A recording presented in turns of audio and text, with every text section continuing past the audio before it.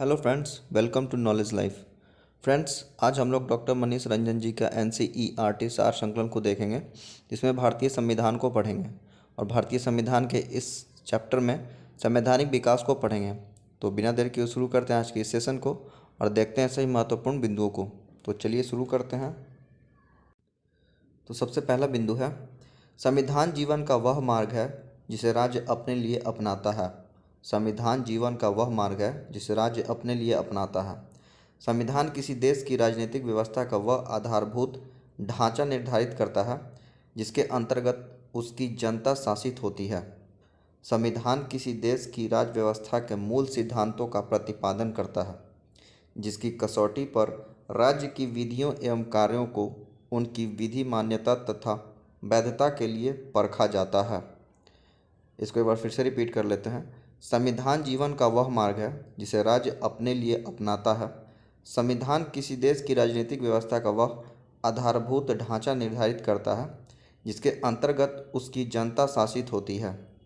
संविधान किसी देश की राज्य व्यवस्था के मूल सिद्धांतों का प्रतिपादन करता है, जिसकी कसौटी पर राज्य की विधियों एवं कार्यों को उनकी विधि मान्यता तथा वैधता के लिए परखा जाता है। हमारा अगला बिंदु है, भारतीय संविधान के निर्माण की भी एक लंबी ऐतिहासिक पृष्ठभूमि रही है। भारतीय संविधान द्वारा निर्मित भारतीय संविधान से अभिन्न रूप से जुड़े हुए अनेक ऐसे अधिनियम एवं चार्टर हैं जिन्हें समय समय पर ब्रिटिश संसद में पारित किया गया और जो भारतीय संविधान की पृष्ठभूमि कहे जा सकते हैं। प्रमुख अधिनियम एवं चार्टर इस प्रकार हैं। तो आइए देख लेते हैं। सबसे पहला है रेगुलेटिंग एक्ट 1773। तो रेगुलेटिंग एक्ट 1773 को हम लोग सबसे पहले पढ़ेंगे। चलिए, कह रहा है, कंपनी के समस्त भारतीय क्षेत्रों को एक सूत्र में बांधने के लिए इस अधिनियम के द्वारा बंगाल के गवर्नर को गवर्नर जनरल बना दिया गया। कह रहा है, कंपनी के समस्त भारतीय क्षेत्रों को एक सूत्र में बांधने के लिए इस अधिनियम के द्वारा बंगाल के गवर्नर को गवर्नर जनरल बना दिया गया। तो फ्रेंड्स, ये इम्पॉर्टेंट पॉइंट है कि रेगुलेटिंग एक्ट 1773 के अंतर्गत जो है, जो बंगाल के गवर्नर होते थे उसे अब गवर्नर जनरल बना दिया गया। आगे कह रहा है, यह व्यवस्था की गई कि मद्रास और बम्बई के गवर्नर गवर्नर जनरल के अधीन रहेंगे। यह व्यवस्था की गई कि मद्रास और बम्बई के गवर्नर गवर्नर जनरल के अधीन रहेंगे और बंगाल के गवर्नर जनरल को इन प्रांतीय सरकारों पर नियंत्रण रखने का अधिकार भी दिया गया। बंगाल के गवर्नर जनरल को इन प्रांतीय सरकारों पर नियंत्रण रखने का अधिकार भी दिया गया। आगे है, गवर्नर जनरल की सहायता के लिए एक 4 सदस्यों वाली कार्यकारिणी परिषद की व्यवस्था भी की गई। गवर्नर जनरल की सहायता के लिए एक 4 सदस्यों वाली कार्यकारिणी परिषद की व्यवस्था भी की गई। अगला है, अधिनियम द्वारा कलकत्ता में सर्वोच्च न्यायालय की व्यवस्था की गई। अधिनियम द्वारा मतलब रेगुलेटिंग एक्ट 1773 के अधिनियम द्वारा कलकत्ता में सर्वोच्च न्यायालय की व्यवस्था की गई, जिसमें एक मुख्य न्यायाधीश तथा 3 अन्य न्यायाधीश रखे जाने थे। आगे है, सर एलिजा इम्पे मुख्य न्यायाधीश तथा अन्य 3 न्यायाधीश लिमेंस्टर, चैम्बर्स एवं हाइड थे। सर एलिजा इम्पे मुख्य न्यायाधीश तथा अन्य 3 न्यायाधीश लिमेंस्टर, चैम्बर्स एवं हाइड थे। अगला है, act of settlement 1781। Act of settlement 1781 इसमें कह रहा है, 1773 के रेगुलेटिंग एक्ट की कमियों को दूर करने के लिए यह लाया गया। 1773 के रेगुलेटिंग एक्ट की कमियों को दूर करने के लिए यह लाया गया act of settlement 1781।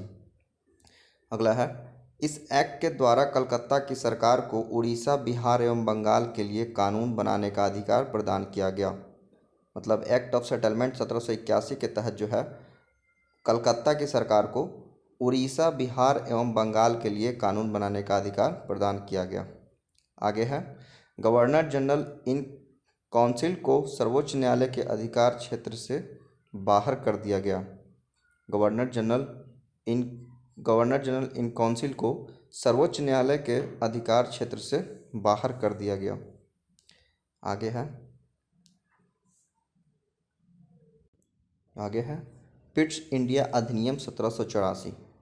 Pitt's India अधिनियम 1784 है। इसमें पहला पॉइंट है, इस अधिनियम के द्वारा दोहरे शासन का प्रारंभ हुआ। मतलब पिट्स इंडिया अधिनियम 1784 के द्वारा दोहरे शासन का प्रारंभ हुआ। पहला, व्यापारिक मामलों के लिए कोर्ट ऑफ डायरेक्टर्स एवं राजनीतिक मामलों के लिए बोर्ड ऑफ कंट्रोलर, ये दोहरे शासन का प्रारंभ किया गया। जिसमें से आपको पहला था व्यापारिक मामलों के लिए कोर्ट ऑफ डायरेक्टर्स और दूसरा था राजनीतिक मामलों के लिए बोर्ड ऑफ कंट्रोलर। तो ये इम्पॉर्टेंट पॉइंट है कि जो पिट्स इंडिया अधिनियम 1784 है, इसके तहत क्या किया गया, दोहरे शासन को प्रारंभ किया गया। जिसमें पहला था व्यापारिक मामलों के लिए कोर्ट ऑफ डायरेक्टर्स और राजनीतिक मामलों के लिए बोर्ड ऑफ कंट्रोलर। आगे है बोर्ड ऑफ कंट्रोलर में कह रहा है, बोर्ड ऑफ कंट्रोलर में 6 सदस्य थे और ये भारत सरकार की देख रेख करते थे। बोर्ड ऑफ कंट्रोलर में 6 सदस्य थे और ये भारत सरकार की देख रेख करते थे। गवर्नर जनरल की परिषद 3 सदस्यीय कर दी गई। गवर्नर जनरल की परिषद 3 सदस्यीय कर दी गई। बम्बई और मद्रास प्रेसिडेंसियों को गवर्नर जनरल और इसकी परिषदों के अधीन कर दिया गया। बम्बई और मद्रास प्रेसिडेंसियों को गवर्नर जनरल और इसकी परिषदों के अधीन कर दिया गया। अगला है, इस एक्ट के तहत कंपनी के कर्मचारियों को उपहार लेने और प्रतिबंध लगा दिया गया। इस एक्ट के तहत कंपनी के कर्मचारियों को उपहार लेने एवं प्रतिबंध लगा दिया गया। आगे है 1786 का अधिनियम। 1786 का अधिनियम है। इस अधिनियम के द्वारा कॉर्नवालिस को भारतीय फौजों का मुख्य सेनापति बना दिया गया। 1786 के अधिनियम के तहत जो है कॉर्नवालिस को भारतीय फौजों का मुख्य सेनापति बना दिया गया। उसका इस बात का अधिकार भी दे दिया गया कि वह अपने उत्तरदायित्व पर अपनी काउंसिल के निर्णय के विरुद्ध कार्यवाही भी कर सके। 1786 के अधिनियम इस बात का अधिकार भी दे दिया गया कि वह अपने उत्तरदायित्व पर अपनी काउंसिल के निर्णय के विरुद्ध कार्यवाही भी कर सके। आगे है 1793 का चार्टर अधिनियम। 1793 का चार्टर अधिनियम गवर्नर जनरल और गवर्नरों को अपनी कार्यकारिणी परिषद के बहुमत पर आधारित निर्णयों के विरुद्ध कार्य करने की शक्ति मिली तथा गवर्नर जनरल की प्रांतीय शासकों पर नियंत्रण की शक्तियों में वृद्धि की गई। 1793 का चार्टर अधिनियम में ये कह रहा है कि गवर्नर जनरल और गवर्नरों को अपनी कार्यकारिणी परिषद के बहुमत पर आधारित निर्णयों के विरुद्ध कार्य करने की शक्ति मिली तथा गवर्नर जनरल की प्रांतीय शासकों पर नियंत्रण की शक्तियों में वृद्धि की गई। अगला पॉइंट है, इस अधिनियम के द्वारा नियंत्रण बोर्ड के सदस्यों तथा कर्मचारियों के वेतन भारतीय राजस्व से देने की व्यवस्था की गई। 1793 का चार्टर अधिनियम के तहत जो है नियंत्रण बोर्ड के सदस्यों तथा कर्मचारियों के वेतन भारतीय राजस्व से देने की व्यवस्था की गई। आगे है 1813 का चार्टर अधिनियम। इसमें पहला पॉइंट है, कंपनी के अधिकार पत्र को 20 वर्षों के लिए और बढ़ा दिया गया। 1813 का चार्टर अधिनियम के तहत जो है कंपनी के अधिकार पत्र को 20 वर्षों के लिए और बढ़ा दिया गया। अगला है, कंपनी के भारत के साथ व्यापार करने के एकाधिकार को छीन लिया गया। कंपनी के भारत के साथ व्यापार करने के एकाधिकार को छीन लिया गया, किंतु उसका चीन के साथ व्यापार और पूर्वी देशों के साथ चाय के व्यापार के संबंध में 20 वर्षों के लिए एकाधिकार बना रहा। भारतीय व्यापार सभी ब्रिटिश प्रजाजनों के लिए खोल दिया गया, यद्यपि उन्हें कुछ विशेष सीमाओं के अधीन कार्य करना पड़ता था। कह रहा है 1813 का चार्टर अधिनियम के तहत जो है कंपनी के भारत के साथ व्यापार करने के एकाधिकार को छीन लिया गया, किंतु उसका चीन के साथ व्यापार और पूर्वी देशों के साथ चाय के व्यापार के संबंध में 20 वर्षों के लिए एक अधिकार बना रहा। भारतीय व्यापार सभी ब्रिटिश प्रजाजनों के लिए खोल दिया गया, यद्यपि उन्हें कुछ विशेष सीमाओं के अधीन कार्य करना पड़ता था। अगला पॉइंट है, शिक्षा के प्रसार के लिए 1 लाख रुपए वार्षिक देने की बात कही गई। शिक्षा के प्रसार के लिए 1 लाख रुपए वार्षिक देने की बात कही गई। कंपनी की सेवाओं में जाने से पहले इंग्लैंड में प्रशिक्षण की व्यवस्था की गई। कंपनी की सेवाओं में जाने से पहले इंग्लैंड में प्रशिक्षण की व्यवस्था की गई। आगे है 1833 का चार्टर अधिनियम। 1833 का चार्टर अधिनियम में पहला पॉइंट है, भारतीय व्यापार को सभी के लिए पूरी तरह खोल दिया गया। भारतीय व्यापार को सभी के लिए पूरी तरह खोल दिया गया। ये 1833 का चार्टर अधिनियम के तहत गवर्नर जनरल की समिति को भारत के सैनिक असैनिक कार्यों का नियंत्रण, निरीक्षण एवं निर्देशन सौंपा गया। गवर्नर जनरल की समिति को भारत के सैनिक असैनिक कार्यों का नियंत्रण, निरीक्षण एवं निर्देशन सौंपा गया। अगला है, इस अधिनियम में पहली बार बंगाल के गवर्नर जनरल को भारत सरकार का गवर्नर जनरल कहा गया। मतलब 1833 के चार्टर अधिनियम के तहत जो है पहली बार बंगाल के जो गवर्नर जनरल होते थे उसको भारत सरकार का गवर्नर जनरल कहा जाने लगा। प्रेसिडेंसी के कानून बनाने के अधिकार समाप्त कर दिए गए। प्रेसिडेंसी के कानून बनाने के अधिकार जो है ये समाप्त कर दिया गया। अगला है, लॉर्ड मैकाले की अध्यक्षता में विधि आयोग का गठन किया गया। लॉर्ड मैकाले की अध्यक्षता में विधि आयोग का गठन किया गया। आगे है 1853 का चार्टर अधिनियम। 1853 का चार्टर अधिनियम में पहला पॉइंट है, इस अधिनियम के द्वारा डायरेक्टरों की संख्या 18 कर दी गई। 1853 के चार्टर अधिनियम के द्वारा जो है डायरेक्टरों की संख्या 18 कर दी गई, जिसमें से 6 क्राउन द्वारा मनोनीत होते थे। जिसमें से 6 जो है ये क्राउन द्वारा मनोनीत होते थे। अगला पॉइंट है, बंगाल के लिए लेफ्टिनेंट गवर्नर नियुक्त किया गया। बंगाल के लिए लेफ्टिनेंट गवर्नर नियुक्त किया गया। डलहौजी को पहला वास्तविक गवर्नर जनरल बनाया गया। डलहौजी को पहला वास्तविक गवर्नर जनरल बनाया गया। कंपनी के नियुक्ति एवं वापस बुलाने के अधिकार की समाप्ति हुई। कंपनी के नियुक्ति एवं वापस बुलाने के अधिकार की समाप्ति हुई। अगला है, सीधी भर्ती प्रणाली की शुरुआत हुई और नियंत्रण बोर्ड को भारतीय सिविल सर्विसेज के सदस्यों को एक प्रतियोगी परीक्षा द्वारा भर्ती का अधिकार दिया गया। सीधी भर्ती प्रणाली की शुरुआत हुई और नियंत्रण बोर्ड को भारतीय सिविल सर्विसेज के सदस्यों को एक प्रतियोगी परीक्षा द्वारा भर्ती का अधिकार दिया गया।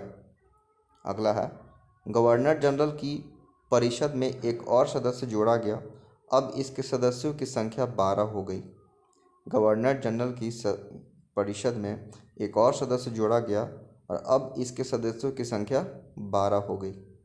अगला कह रहा है, इस परिषद का प्रमुख कार्य विधि बनाना था तथा अधिनियम की वैधता हेतु गवर्नर जनरल की अनुमति आवश्यक थी। इस परिषद का प्रमुख कार्य विधि बनाना था तथा अधिनियम की वैधता हेतु गवर्नर जनरल की अनुमति आवश्यक थी। आगे है 1858 का भारत शासन अधिनियम। इसमें पहला पॉइंट है, बोर्ड ऑफ कंट्रोल और कोर्ट ऑफ डायरेक्टर की समाप्ति। 1858 का भारत शासन अधिनियम में है कि बोर्ड ऑफ कंट्रोल और कोर्ट ऑफ डायरेक्टर की समाप्ति। भारत का शासन कंपनी से लेकर ब्रिटिश क्राउन के हाथों में सौंपा गया। भारत का शासन कंपनी से लेकर ब्रिटिश क्राउन के हाथों में सौंपा गया। ये 1858 का भारत शासन अधिनियम के तहत। अगला है, भारत राज्य सचिव की नियुक्ति जो ब्रिटिश कैबिनेट का सदस्य होता था उसके सहयोग के लिए 8 सदस्यों की एक भारत परिषद की नियुक्ति क्राउन द्वारा की गई। भारत राज्य सचिव की नियुक्ति जो ब्रिटिश कैबिनेट का सदस्य होता था उसके सहयोग के लिए 8 सदस्यों की एक भारत परिषद की नियुक्ति क्राउन द्वारा की गई। अगला है, चार्ल्स वुड पहला भारतीय मंत्री था। चार्ल्स वुड पहला भारतीय मंत्री था। गवर्नर जनरल को वायसराय कहा गया। गवर्नर जनरल को वायसराय कहा गया। इस अधिनियम के द्वारा ब्रिटिश सरकार का नियंत्रण बढ़ाया गया। मतलब 1858 का भारत शासन अधिनियम के द्वारा जो है ब्रिटिश सरकार का नियंत्रण बढ़ाया गया। आगे है 1861 का भारत शासन अधिनियम। इसमें पहला पॉइंट है, गवर्नर जनरल की कार्यकारिणी परिषद का विस्तार। गवर्नर जनरल की कार्यकारिणी परिषद का विस्तार। दूसरा कह रहा है विभागीय प्रणाली का चलन। विभागीय प्रणाली का चलन जो है 1861 का भारत शासन अधिनियम के तहत ही हुआ। अगला है गवर्नर जनरल को पहली बार अध्यादेश जारी करने की असाधारण शक्ति की गई। गवर्नर जनरल को पहली बार अध्यादेश जारी करने की असाधारण शक्ति की गई, ये 1861 का भारत शासन अधिनियम के तहत। आगे है प्रांतीय विधान परिषदों की व्यवस्था कर विधायन के क्षेत्र में विकेंद्रीकरण की नीति का सूत्रपात हुआ। प्रांतीय विधान परिषदों की व्यवस्था कर विधायन के क्षेत्र में विकेंद्रीकरण की नीति का सूत्रपात हुआ। अगला है 1892 का भारत शासन अधिनियम। इसमें पहला पॉइंट है परोक्ष निर्वाचन प्रणाली को मान्यता। परोक्ष निर्वाचन प्रणाली को मान्यता दिया गया 1892 का भारत शासन अधिनियम के तहत। दूसरा है व्यवस्थापिकाओं की शक्तियों में वृद्धि। व्यवस्थापिकाओं की शक्तियों में वृद्धि। अगला है वार्षिक बजट पर बहस करने का अधिकार। वार्षिक बजट पर बहस करने का जो अधिकार है ये 1892 का भारत शासन अधिनियम के तहत ही हुआ है। अगला है बजट पर बहस एवं कार्यपालिका के समक्ष सवाल करने का अधिकार दिया गया, परंतु वोट का अधिकार प्राप्त नहीं था। बजट पर बहस एवं कार्यपालिका के समक्ष सवाल करने का अधिकार दिया गया, परंतु वोट का अधिकार प्राप्त नहीं था। ये सभी के सभी इंपॉर्टेंट पॉइंट है फ्रेंड्स, इसको बिल्कुल भी इग्नोर ना कीजिएगा और ध्यान से पढ़िएगा। अगला कह रहा है भारतीय परिषद अधिनियम 1909। भारतीय परिषद अधिनियम 1909 इसको कह रहा है, इसमें पहला पॉइंट इसे मार्ले मिंटो सुधार भी कहा गया। ये क्वेश्चन पूछता है कि भारतीय परिषद अधिनियम 1909 को जो है और क्या कहा जाता है, तो ये मार्ले मिंटो सुधार भी कहा गया है इसको। दूसरा है भारतीयों को भारत सचिव एवं गवर्नर जनरल की कार्यकारिणी परिषदों में नियुक्ति। भारतीयों की भारत सचिव एवं गवर्नर जनरल की कार्यकारिणी परिषदों में नियुक्ति। अगला है केंद्रीय विधान परिषद के सदस्यों की संख्या 16 से 60 कर दी गई। केंद्रीय विधान परिषद के सदस्यों की संख्या जो है ये 16 से 60 कर दिया गया। अगला है प्रांतीय विधान परिषदों के आकार में वृद्धि। प्रांतीय विधान परिषदों के आकार में वृद्धि। अगला है प्रांतीय विधान परिषदों में पहली बार गैर सरकारी सदस्यों का बहुमत। प्रांतीय विधान परिषदों में पहली बार गैर सरकारी सदस्यों का बहुमत। अगला है केंद्रीय और प्रांतीय विधान परिषदों को पहली बार बजट पर वाद विवाद करने, सार्वजनिक हित के विषयों पर प्रस्ताव पेश करने, पूरक प्रश्न पूछने और मत देने का अधिकार मिले। केंद्रीय और प्रांतीय विधान परिषदों को पहली बार बजट पर वाद विवाद करने, सार्वजनिक हित के विषयों पर प्रस्ताव पेश करने, पूरक प्रश्न पूछने और मत देने का अधिकार मिले। ये सभी के सभी जो है भारतीय परिषद अधिनियम 1909 के तहत किया गया। आगे है 1919 का भारत सरकार अधिनियम। इसमें पहला पॉइंट है इस अधिनियम को मॉन्टेग्यू चेम्सफोर्ड सुधार भी कहा जाता है। 1919 का भारत सरकार अधिनियम को जो है मॉन्टेग्यू चेम्सफोर्ड सुधार भी कहा जाता है, क्योंकि इस काल में भारत सचिव मॉन्टेग्यू तथा वायसराय लॉर्ड चेम्सफोर्ड थे। क्योंकि इस काल में भारत सचिव मॉन्टेग्यू तथा वायसराय लॉर्ड चेम्सफोर्ड थे। अगला कह रहा है इस अधिनियम की सबसे महत्वपूर्ण विशेषता प्रांतों में द्वैत शासन का आरंभ करना था।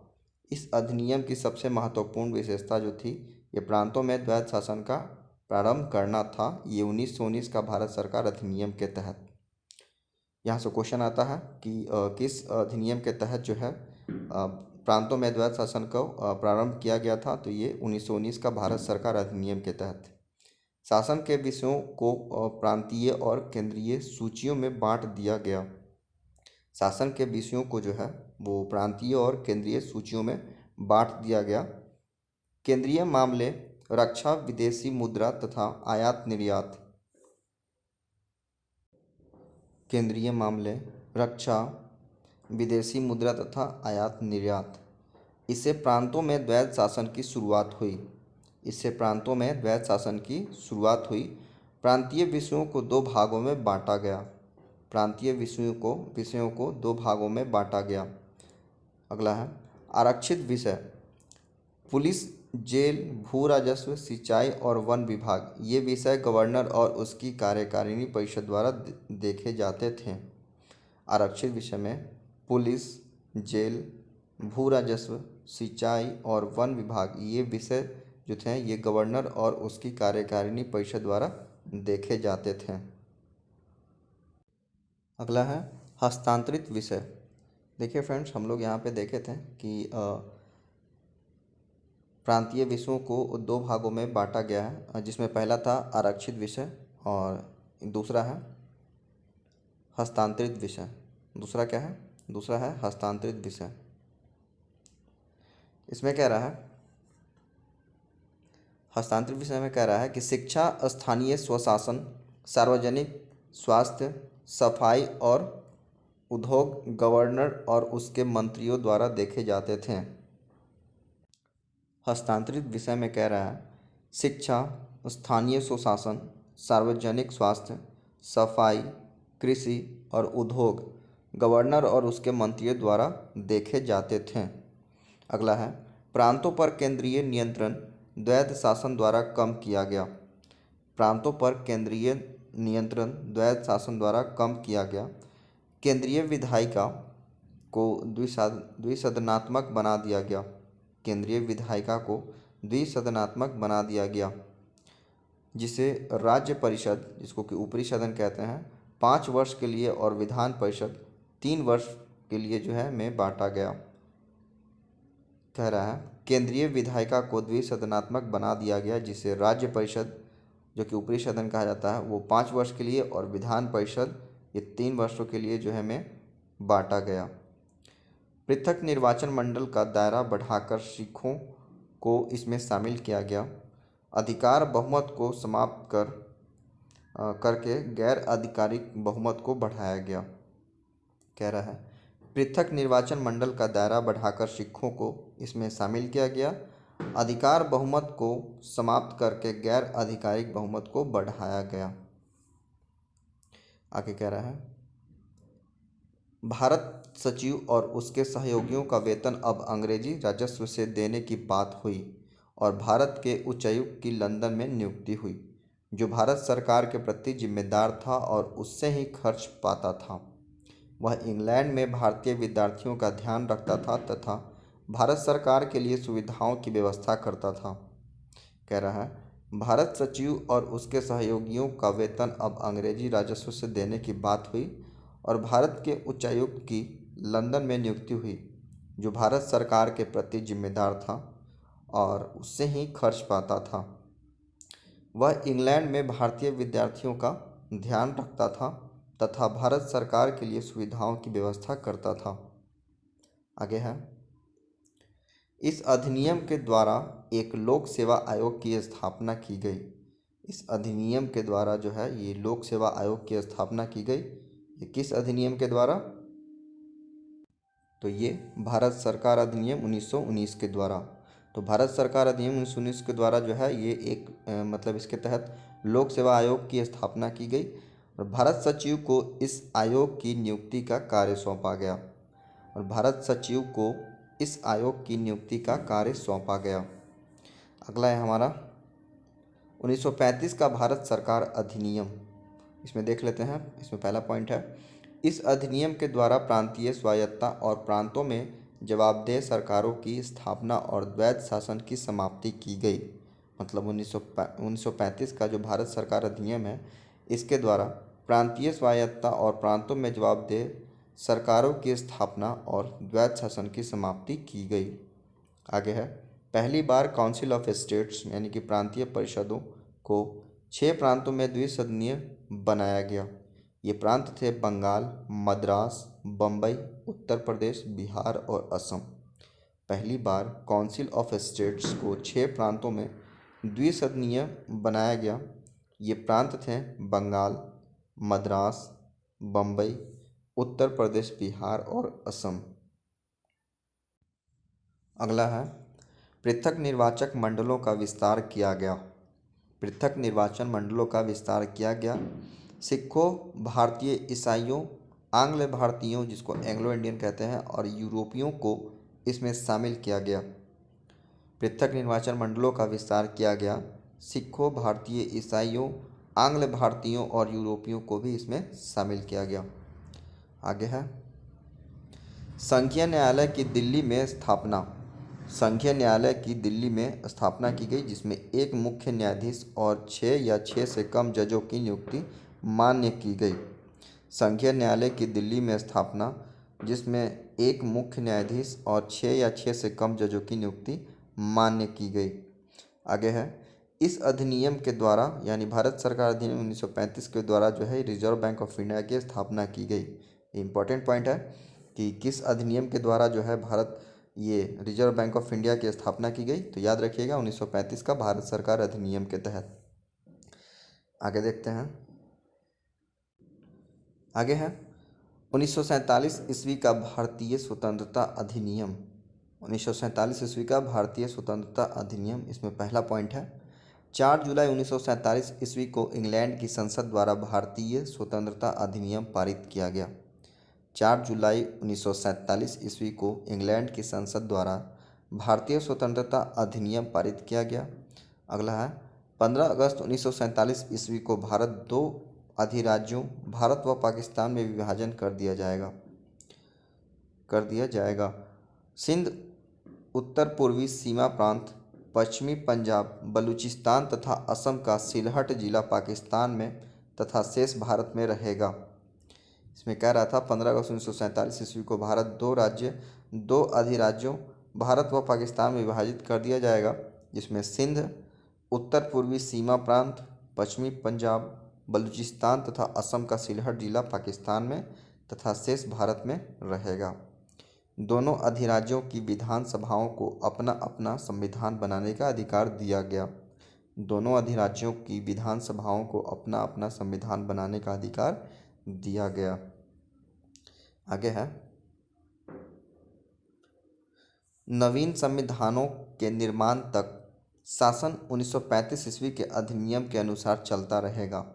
नवीन संविधानों के निर्माण तक जो है शासन 1935 ईस्वी के अधिनियम के अनुसार चलता रहेगा। 15 अगस्त 1947 ईस्वी से भारत सचिव व इंडिया ऑफिस को समाप्त कर दिया जाएगा। 15 अगस्त 1947 ईस्वी से भारत सचिव व इंडिया ऑफिस को समाप्त कर दिया जाएगा। ये भारत सरकार अधिनियम 1935 के द्वारा। अगला है भारतीय रियासतों को भारत अथवा पाकिस्तान किसी भी देश में सम्मिलित होने का अधिकार दिया गया। भारतीय रियासतों को भारत अथवा पाकिस्तान किसी भी देश में सम्मिलित होने का अधिकार दिया गया। आगे है इस अधिनियम के द्वारा भारत अंततः 15 अगस्त 1947 ईस्वी को ब्रिटिश दासता से मुक्त हुआ।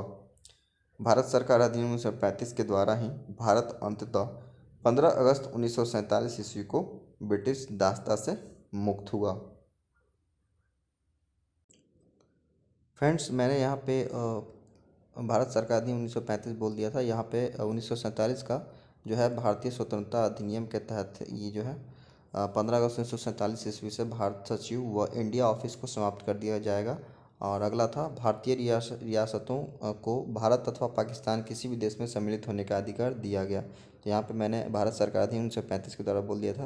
यहाँ पे होगा 1947 ईस्वी का भारतीय स्वतंत्रता अधिनियम। तो फ्रेंड्स, आज का जो वीडियो था यहीं तक था। तो फ्रेंड्स, ये थे भारतीय संविधान के कुछ इम्पोर्टेंट पॉइंट्स। और फ्रेंड्स, ये जितने भी पॉइंट्स मैंने बताए हैं ये सभी के सभी अपने आप में इम्पॉर्टेंट है, क्योंकि ये परीक्षा में एक बार नहीं बहुत बार रिपीट हुआ है। और तो बिल्कुल भी इसे इग्नोर ना कीजिएगा और ध्यान से एक बार में नहीं समझ में आए तो 2 बार वीडियो को देख लीजिएगा और अच्छे से माइंड में सेट कर लीजिएगा, क्योंकि ये पॉइंट वाइज है तो इसमें ज़्यादा दिमाग लगाना नहीं है, ये एक एक पॉइंट का है। और इस वीडियो को ज़्यादा से ज़्यादा शेयर कीजिएगा ताकि जो लोग अभी तैयारी कर रहे हैं आने वाले एग्ज़ाम्स के लिए उन सभी लोगों को इस वीडियो से लाभ प्राप्त हो। तो मिलते हैं अगले वीडियो में, तब तक के लिए बाय, टेक केयर।